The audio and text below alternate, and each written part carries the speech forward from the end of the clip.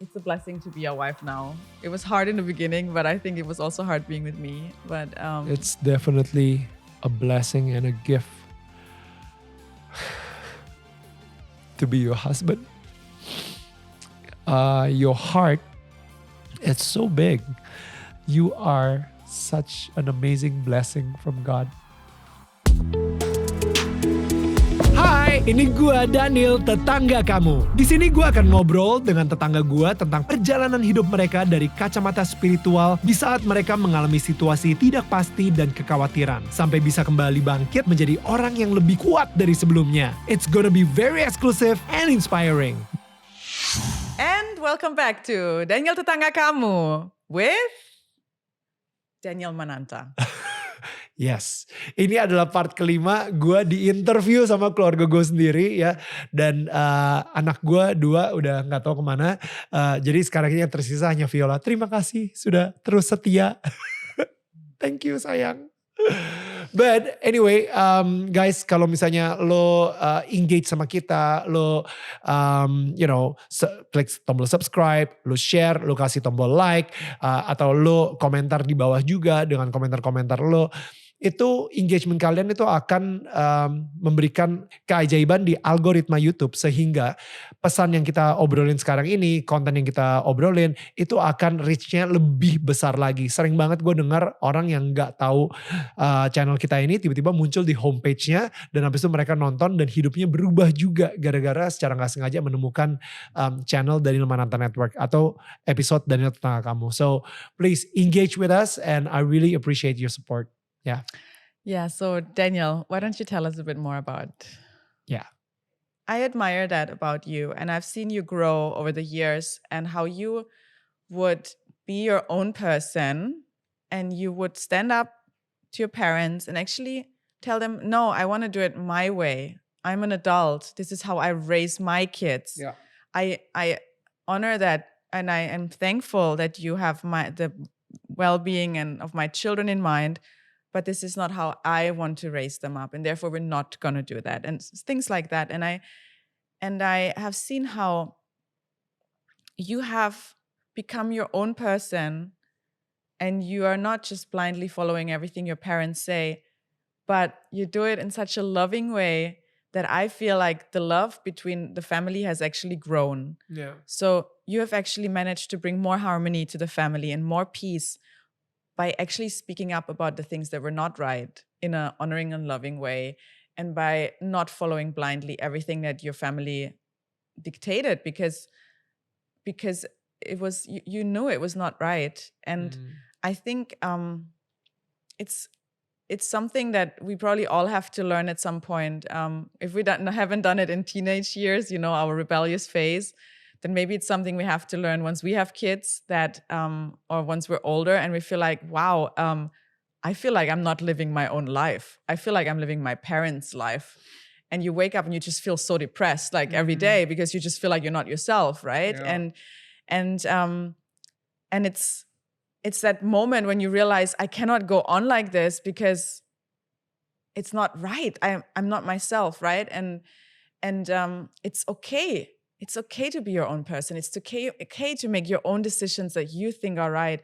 And it's okay to step out and become yourself. And you can do that in a loving way that honors your parents. And it might not be comfortable for them, but nobody said you have to make your parents comfortable, right? God doesn't say, make sure your parents are happy all the time. I don't read that in any scripture. Where does it say? Honor your parents. Honor your parents doesn't mean do everything your parents say. And it doesn't say you have to make sure that they're happy every minute of their life. Atau their happiness, kebahagiaan mereka, itu tanggung jawab lo. Yeah, but that's not God's God is who they should lean on Exactly. to. They shouldn't Tuhan, lean on to you. Harusnya kebahagiaan mereka adalah tanggung jawabnya Tuhan. Yeah, and so you can pray for your parents that they find that happiness in God and they find they find it in God. But it's not something that any child should carry on their own shoulders. But I think it's a cultural thing that has become like that. But it's not necessarily a good thing, because it takes the responsibility from God and it puts it on you. And who can carry the responsibility that God should carry, right? Wow. And I'm so blessed as a wife to have a husband like you who loves his and honors his parents well, but is still his own person. And you actually honor me by making sure that you're the leader of this family. And it's how it's supposed to be. You're the leader of this family, of my children, of our children, and of me. You're my leader. And not my parents. It's not your parents who are my leaders, but I love them and I honor them. But I want you to be the leader because that would be right. And I really respect how you've really grown and how you've taken that role. And you've taken it even though it was so uncomfortable, telling your parents, no, we're going to do it a different way than you, mom and dad. And it was like there was friction and tension. But now we're at a point where it's harmonious and loving, and it's a real harmony, and it's a real peace, and it's a real love. And you can love your parents not out of obligation because you have to love them, but you love your parents because you love them, because they feel the love towards them, and you want to love them because they're not suppressing you. Wah, so good. Your parents don't suppress you and keep you in a cage anymore, you know? Atau giving guilt feeling gitu untuk. Like, oh, if you don't do this, you don't love me. If you don't follow what I say, you don't love me. You know, that's something that we can hear from our parents sometimes, but now we actually in our family and with your parents, we have the kind of love where it's not about if you do this, what I say to you, then you love me. But it's like, I can see by the way you serve this family that you love the family. Yeah. I can even see how you address conflict in the family that nobody else wants to address. You address it because you see it's hindering the love flowing in the family, and you address the negative things in the family in such a loving and honoring way that now we've come to a point where, wow, they can really see you love the family because you were the one sacrificing your comfort and your peace for a certain time to address things that nobody wanted to address. And it was ugly for a moment. And now we have real harmony. Dan itu sih, I think Viola, you taught me. Viola yang ngajarin, kadang-kadang Viola suka ngasih perspektif juga, dimana ini nih sesuatu yang gak normal, ini sesuatu yang dysfunction, dan harus diaddress. Karena bagi aku sendiri kadang-kadang aku gak bisa ngelihat, it's a blind spot. Dan bagi aku juga kadang-kadang, let's just not address it. Udahlah, jangan diomongin lah, jangan dibicarain lah. Tapi itu malah jadi sebuah borok. Dan malah mungkin bisa menjadi sebuah tumor di dalam keluarga tersebut gitu. Jadinya makin dysfunction, dan gak ada yang bahagia, tapi kita kelihatannya harmonis. Jadi, I'm so grateful Viola. Like sekarang ini, yang tadi Viola bilang tuh bener banget. Sekarang, when I do things with my parents atau to my parents gitu ya, dimana kita suka makan malam sama mereka, kita suka spend time sama mereka, kita berusaha banget untuk liburan bareng sama mereka, itu bukan karena kewajiban, itu bukan karena rasa bersalah, tapi itu benar-benar karena cinta, didasarkan cinta, dan kita benar-benar sukacita banget ketika spend time sama mereka gitu. Yeah. Kita ke Bali bareng, kita nanti mau ke Thailand bareng, kita mau ngelakuin apa-apa bareng sama mereka karena kita emang sayang banget sama mereka. Bukan karena sekedar sebagai keluarga harmonis kan kita harusnya liburan bareng ya. Yuk checklist. You know what I mean? Like sebagai keluarga harmonis kita harusnya makan malam bareng. Tapi ketika kita makan malam semuanya pada di handphone. You know, gak ada yang ngobrol satupun. Yeah. Itu cuman karena sekedar, dan habis itu setelah selesai makan malam, yuk foto. Taruh di post sosial media. Wah, awesome family gathering. Tapi there's no connection. Gak ada koneksi. No bonding. Ya, tidak ada menyuburkan kekeluargaan tersebut gitu. Semuanya benar-benar cuma fokus sama handphone aja. Bokap ngecek Facebook, nyokap ngecek grup arisan WA-nya, gue ngecek kerjaan, Viola ngecek gosip sama temen-temennya, anak-anak nonton YouTube. You know what I mean? Like, ya cuman sekedar makan bareng aja gitu. Jadi itu ada satu momen Viola bilang, ya kalau misalnya Kalau kayak gitu ngapain harus ngumpul? Capek banget dong. Datang jauh-jauh, gue tinggal di Kemang, nyokap tinggal di daerah Pluit, habis itu kita makan di mana, kayaknya effortnya gede banget. Ngapain? Kan itu bisa kalau misalnya sendiri-sendiri kayak gitu. Gue bilang, well kan kita pengen makan enak. Ya makan enak mah tinggal ojek online aja. Ojek online aja. Actually the reason kenapa kita ngumpul untuk menumbuhkan atau mengembangkan our hubungan, our relationship gitu. Supaya makin erat lagi gitu. Tapi kalau misalnya kita cuman saling ngecek handphone masing-masing, ya itu hubungannya nggak ada yang terhubung gitu. Yeah. Nggak ada hubungannya di situ. Nggak Yeah, ada yang grow. but sometimes we do that because you have to meet with a family, but actually you have bitterness towards that person in the family, and this one compares you with this person in the family, and it's actually quite toxic in the family. So the only way to endure those family meetings is to disappear in your own world, right? Yeah. But that's the thing, like if we have addressed dysfunctions, if we speak up about things that are not right, if we do that in a loving way, we can actually achieve real connection with our family members. We want real connection with our aunt or cousins, our mother-in-laws, like you want to have a real connection where you don't have any bitterness in between. And that only works if you address the things that are not The hard really- stuff. The hard stuff. And otherwise, why would you want to meet as a family if all you feel is bitterness, toxicity, and pressure? So I think it's amazing how Yeah. you've worked, on the issues in your family and how you're stood up. And I can see like you feel totally comfortable hanging out with your family now. Because bener kata Viola. Ini comfortable banget. Bahkan beberapa hari yang lalu bokap gue sama adik gue kita bertiga boys night out dong. Yeah. And we enjoy the night. Kita ketawa. Gue ketawa ngakak sampai nangis. Karena mendadak bokap gue ngomong Thailand sama chef. Chefnya gitu ya. Itu benar-benar kayak aduh we had such a good night. Chefnya sendiri sampai bilang kayak gila ya.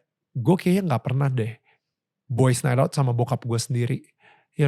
Dan benar-benar bisa ngobrol sama bokap gue sampai sedekat ini kayak kalian ngobrol sama bokap kalian. It's so intimate gitu. Dan gue udah gak sabar untuk spend time lagi sama bokap gue. Bukan karena gue ngerasa wajib, bukan karena gue pengen melarikan diri dari sesuatu gitu. Misalnya gue curhat soal rumah tangga gue gak enak gitu. Bukan karena gue bokap gue mendadak telepon, kapan nih kok kamu udah gak pernah cari gue lagi sih atau apa gitu. Enggak gitu, bener-bener karena gue I sincerely pengen spend time sama bokap gue. Atau bahkan bukan karena ketakutan, nanti suatu saat bokap gue gak ada lagi, nanti gue gak bisa spend time lagi. Bukan karena takut juga, emang bener-bener karena rasa cinta dan sayang yang gue pengen spend time sama dia. Because I love him. Dan gue pengen spend time sama nyokap gue, because I love her.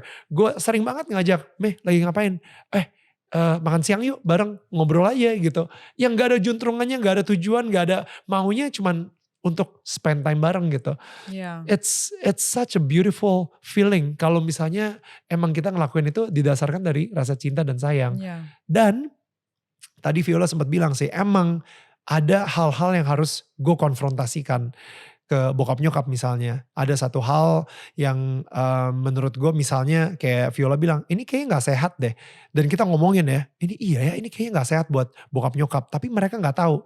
Aduh, akhirnya gue address hal tersebut. Yang menurut gue mungkin lebih baik gak ngelakuin ini misalnya seperti itu. Atau lebih baik ngelakuin ini justru. Nah, ketika ngedress seperti itu, jujur addressing sesuatu yang gak nyaman itu gak nyaman. Oke, gak enak gitu ya. Tapi gue tahu ini untuk kebaikan kita semua. Tapi gue berani ngelakuin hal tersebut karena gue secure banget di rumah sama Viola. Ketika gue keluar rumah, apapun yang gue lakuin di luar rumah, dan gue kadang-kadang take risk, ngambil resiko yang lebih jauh lagi, gue tahu ketika gue pulang ke rumah, gue akan diterima dengan rasa cinta, rasa sayang, tidak dihakimi oleh Viola. Sehingga perasaan itu selalu mengisi gue membuat gue secure lagi di rumah. Dan besoknya ketika gue keluar rumah, gue berani lagi mengambil resiko lagi. Karena gue tahu keluarga penting yang inti itu adalah Viola, Mila sama Noam. Dan pastinya rasa acceptance dari Tuhan juga. Sehingga gue makin lama makin berani untuk make mistakes di luar. In In business misalnya ya, atau di Yeah. karir misalnya, cabut dari Indonesian Idol. If it's a mistake gitu kan, tapi intinya gue tahu apapun decision atau keputusan yang udah kita obrolin bersama-sama, dan mungkin itu sifatnya beresiko yang sangat tinggi, gue tahu Viola akan menerima gue apa adanya. You know, even with my own parents misalnya seperti itu. Karena keluarga gue yang sesungguhnya, keluarga gue yang saat ini benar-benar dipercayakan banget sama Tuhan adalah Viola dan anak-anak. Kayak gitu sih. Thank you for sharing your story on Daniel Tetangga Kamu. I mean, I know there's so much more to your story and there'll be so much more to tell, but I think that was really valuable what we heard about you and your journey with God, and you have changed so much over the years, and it's a blessing to be a wife now. It was hard in the beginning, but I think it was also hard being with me. But It's definitely a blessing and a gift to be your husband. Your heart, it's so big that there's so many things. I am like the most imperfect husband. That's how I feel about myself, and it is such a blessing. Tuhan mempercayakan aku ke Viola, and you know, dan Viola ke aku gitu. You are such an amazing blessing from God. thank you. Gila, every time I talk about you, I think I'm gonna cry. Well, it's not about me today. Yeah. But Terima kasih sudah diinterview di Daniel Suami Kamu. So yeah. I just feel like our journeys were so aligned and are still so aligned. We both were so broken when we got married and we got to know each other, and we didn't even know it. And it's beautiful to see how God has both raised us and grown us at the same time and just pulled us closer to Him at the same time. And it's been like almost 11 years. Yeah, 11 years since we engaged, actually. Yeah. And Wow. I'm grateful to see your journey. And I hope that seeing a bit into Daniel's journey today also enriched your life, and maybe you can find yourself in it. And I hope it gives you hope that also you can grow out of who you are today, and also you are valuable, and also you can be loved and lovable even with your mistakes and the things that you've done. And also you can honor your parents and address a few issues at the same time, and you can make your own decisions. And I have seen that in Daniel's life, and I'm sure you can have that in your life too, because you have the same God to hold on to, and the same God who loves you, and the same God who wants to see you flourish. Yeah.